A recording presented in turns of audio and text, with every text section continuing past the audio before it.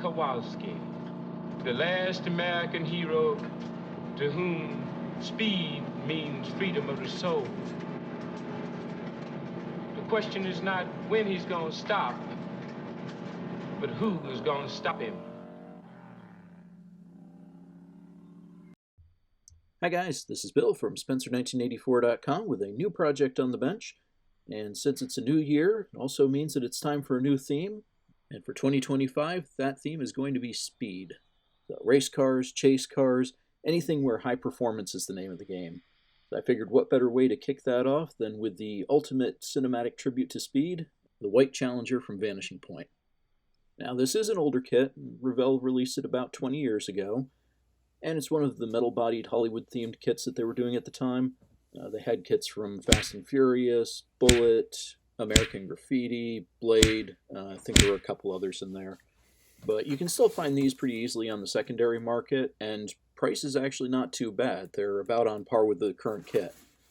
So, taking a look at it, you can see the box is definitely showing its age, but not too bad. We got some images of the model, and at least one from the film itself. A repeat of the model kit. We've got some callouts. In the back here have kind of a brief little story about the movie. And we got a couple more photos of the model kit, as well as a couple more movie stills, plus the bulldozer there in the background. And you can see this one is still sealed, still has the tape, at least used to. We'll get this open here and take a look at the contents. You can see the body is in its own tray. It's actually glued to the top of the inner packaging here. So I'm going to slide it out.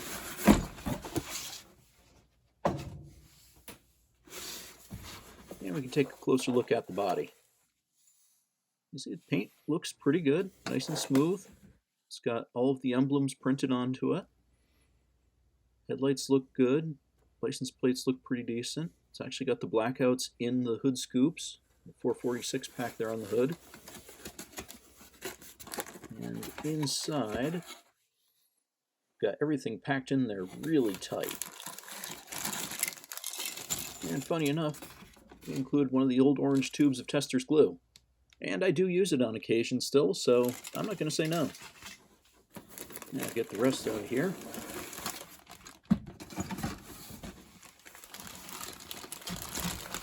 Alright, so taking a look at the individual part trees. First up, we've got the interior, which has the front bucket seats. Got some nice stitching detail on them. Got the dashboard with the gauges fully picked out. The steering wheel. Seat backs, and pedals. Next up we've got the door panels, and they've got some more nice detailing with the wood grain, door handles, and the power window switches. Got the interior floor as well as the engine bay, and this is the console delete model. I think the plastic bodied kit had the center console in there. Not bad detailing for the engine bay.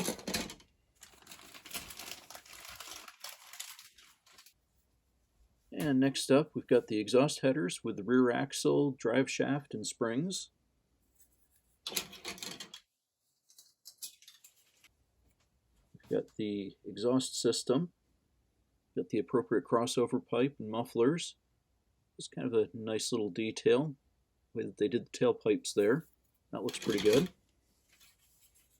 Got the chassis itself, and the detailing up here actually looks pretty good. We've got fuel lines, brake lines, all the mount points for the suspension, but we do have a big hole right there in the middle of the gas tank, so that's a little unfortunate. Next up we've got the engine, and this is probably the worst part of the kit because it does have that big hole through it for the front axle. I've fixed that on other kits. I don't know if I'm going to on this one or not, because the rest of the detailing on this looks pretty good. Just that stupid hole. And next up, we've got the front suspension, oil pan, and power steering pump. Got the top of the engine, the radiator, the fan, distributor, belt, and master cylinder. It's got the 3-2 setup there. Radiator has nice detailing on it. So yeah, those are looking okay. And finally the chrome tree, which has the 4 wheels on it. They're very bright. That's definitely going to have to be toned down. It's got the 6-pack air cleaner, pistol grip shifter, alternator, tailpipes, carbs, and valve covers. And finally, the instructions, which are very basic, but they do include another and different write-up of the film from what was on the back of the box.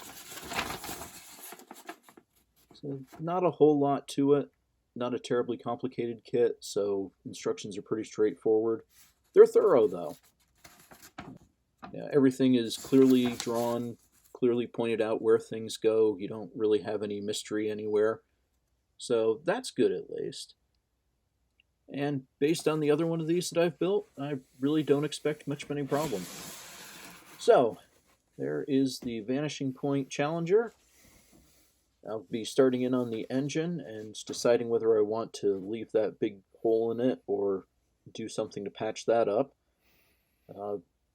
Rest of it's probably going to be box stock. I might do a little bit of detailing to the body, like bare metal the trim instead of leaving it silver paint. Panel lines, maybe do something different with the badges, but overall, I'm just looking for something that looks decent when it's done, and from what I've seen of other people that have done it box stock, this should deliver. So, I'm going to have an update on that next week. You can check back then, and thanks for watching.